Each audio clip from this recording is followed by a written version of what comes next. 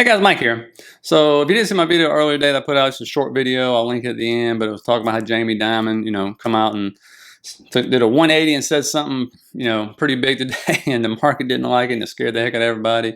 And it was very interesting. But this video kind of goes off that one in a way and more elaborates a little more. But I'm gonna go over some stuff that one, it's unsustainable. And congratulations to those who've been in this trade.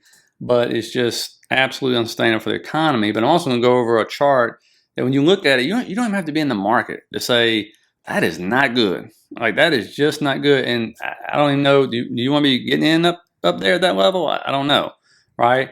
And the other one is the key to this whole thing, right? Everyone wants to come out and say this is where the market's going, this is where the economy's going. And the truth is, nobody knows for real. You know why? Because we've never been in this situation. We never had this combination of things happening, right? If it was just inflation, yeah, we're going to recession for sure. Problem is, all of a sudden, they're saying everybody's got all the savings on the sideline, right? Just waiting to go, everyday Americans.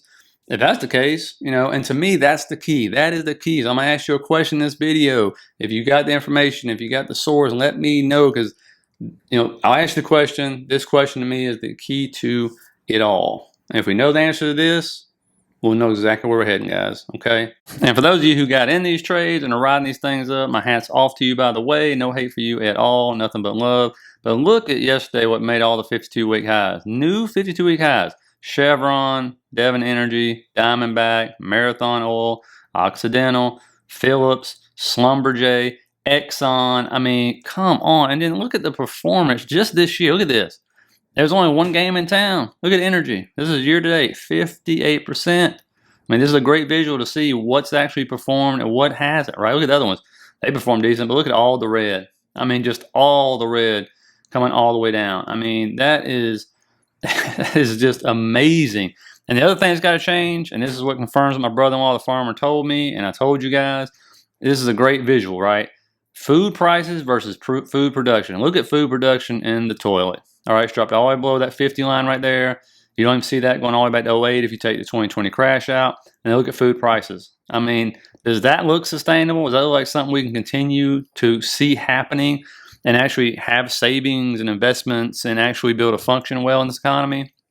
And then, of course, that's why right here. Look at the earnings calls. You'll see it well ahead of time. We should have known back, basically, I guess I was saying this way back anyway, but, I showed you a chart last year like this when it kept showing how much they were talking about inflation on the earnings calls, right? And it's a lot. The good news is, what do we see now? On the supply chain mentions, right? What do you see happening? It was going up, and now all of a sudden it is trending down. And that usually happens before you'll start seeing reports come out saying, oh, okay, and I could trend back up, of course, but right now it is trending down. And don't forget to hit that like and subscribe button, guys, if you get something out of this. And this is what, the Fed president came out today, and Jerome Powell always talks about with price stability. Unfortunately for them, there's a reason why they take food and energy costs out of the indicator they like to look at, because they can't control it. They just can't control it. And unfortunately, we're going through summer now, and you got to understand, agree or disagree is fine, but in this country, everything's political, okay? And if you didn't know this, as my granny said, because I grew up in the South, and that's where I'm at, that you're going to go with whoever butters your biscuits, okay? And guess what? Democrats do not butter Big Oil's biscuits, all right? That will be the Republicans, okay? And so guess what? We got an election coming up this year, so who do you think Big Oil and Gas wants to see make sure they take over Congress, all right? The Republicans. So now, are they going to do anything to try to increase output and all this other, anything to try to make the president or Democrats look good? No, right? This is a game, folks. No, absolutely not. They're going to keep raking in record profits, do their thing, and then after the election is over, shockingly, you might see something happen there. You just might. I'm just saying, you just might. And so that's one thing you got to keep in mind. But, you look at those, when you see something doing this, all right, on food and energy, which affects everyday Americans like crazy. Some of our biggest expenses next to our rent and mortgage, right? And so that's a major problem. And I just see that and it's like, oh my goodness. But that leads us into this next chart. Like this next chart, when you see this, you tell me, and this just came out, it was yesterday. Is this even sustainable? I mean, when you look at this chart, let me know in the comments, what is the first thing that comes to your mind? And this is the S&P 500 market cap as a percentage of GDP. And you see the average, okay? Everything always comes back eventually to the average, always crosses that line. But look at this right here. Hadn't come back since 2012, and look how high it is. Look how stretched out like a rubber band is, way up there. And I want you to look at where it bottomed out in 2009, and then look at where it really started to take off, which is around 2012, 2013. And that ain't coincidence, because look right here. This is the Fed QE holdings as a percentage of GDP itself. And you can see there in 08, boom, they start spending money, right? It's the first time they really intervene to try to save the economy in the market, right? Pops up, flattens off, and then 2020 just skyrockets. Look how high it is right now. Well, guess what? This is coming down. And this is important because, as you can see, if you look at both charts and the timeline and everything else, what was pushing the S&P up so fast, right? Faster than it ever had gone up before?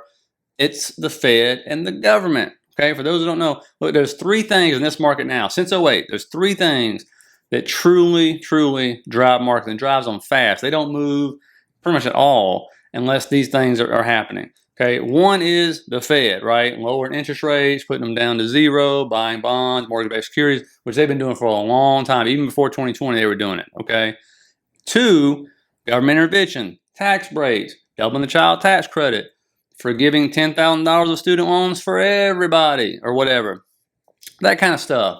Three is stock buybacks. All right, we're at record numbers. All right, we've seen record numbers since 2012 on, just buying it back.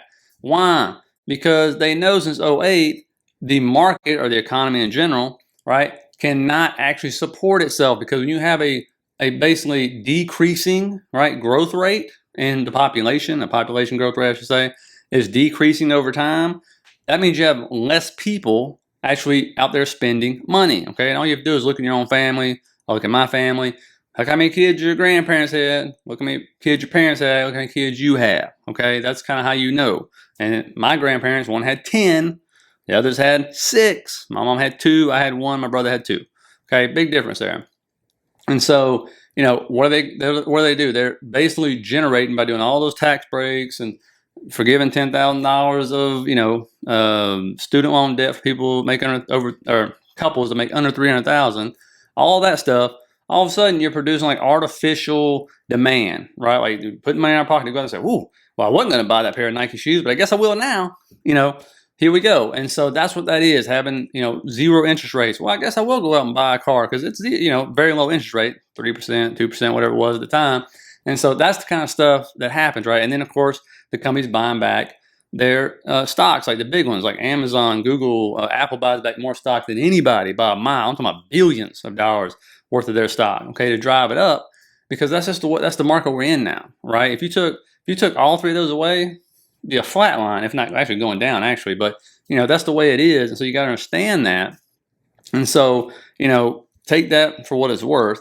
And the other thing I just want to talk about, maybe you got this answer. I have looked for this through and through. I cannot find it, but I saw this right here, and this to me is the key to everything. And this tweet said, the past 4 months of below average savings represents only about $100 billion in reduction in excess savings. That means U.S. households are still sitting on around $2.3 trillion, a lot of fuel for continued consumption. And of course, then I came in here and I said, well, how much of the $2.3 trillion is held by households making less than $100,000? And to me, this is the key to everything right here. If we know this number, and I've looked everywhere, so again, if you have a source, please put it down there. I'll share it with everybody. But all I can find is stuff from 2020 and before. That is useless information. I need to know once the checks went out, the extra unemployment, the QE, all that. I need all that stuff. How much for households? Because 68% roughly of households in America make below $100,000. Okay, so that's the majority of the country. That's the ones we need to know about, right? Because they're the ones we have to depend on to fuel this economy. And so how much of that 2.3 trillion, which, by the way, you notice that 2.3 trillion, that number's been floating around since the beginning of the year. I guess it just never changes, does it? Like just 2.3 trillion, like somebody pulled it out of the hat or something. And, you know, but how much of that 2.3 trillion are those households? That's the key. Because if it's very little, it's minimal or something, which means those households are just running up debt, well, that's a problem. That's not good. But if it's a big portion of that 2.3 trillion are sitting in those households, we're money. like for a while. That's just the way it is, you know. But I gotta say, if anybody would have that information, it'd be Jamie Dimon we saw today. And boy, I don't think if he does that information, that number must not be very high, you know. So the question is, you know, if you're making below 100K, how much money you got in the savings, right? That's really the big thing. How much money do they have in savings? So, you know, if you know the answer to that question, put it down in the comments, put the source. I'll share it with everybody, give you a shout out, all that fun stuff. But that is the key to the economy to me. I don't care about the rich. They can only buy so many boats, yachts, and shoes. Okay, they don't prop up our economy. Okay, that's not the way it works. It's everyday Americans that prop up this economy. Okay, we make up 70% of the consumption. And so that's the way it is. And so, you know, let me know your feedback on that. Just want to put that out there. And also let me know what you think about that chart and how sustainable do you actually think that is on the S&P and stuff, especially with the Fed starting to roll their balance sheet off this year, okay? So anyway, hope you guys come out of it. Hit the like, subscribe button if you did, and I'll see you guys later.